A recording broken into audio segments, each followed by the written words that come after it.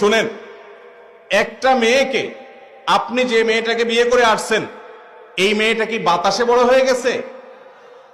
জন্মের পর থেকে তার বাপ মা তাকে তিল তিল করে শত শত হাজার হাজার টাকা তার পিছনে খরচ করে তাকে বড় করছে, ঠিক না ঠিক?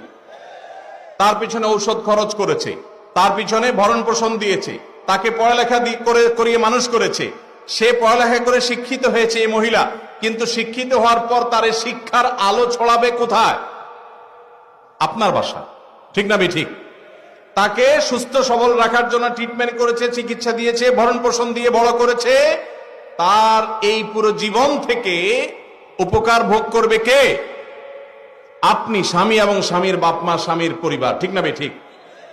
তাহলে উচিত তো হলো জামাই বাবাজি, শ্বশুর শাশুড়ির কাছে যাওয়া, বেআই বেআইন সাহেব অর্থাৎ ছেলের বাপ মা মেয়ের বাপ মার কাছে যায় পায়ের কাছে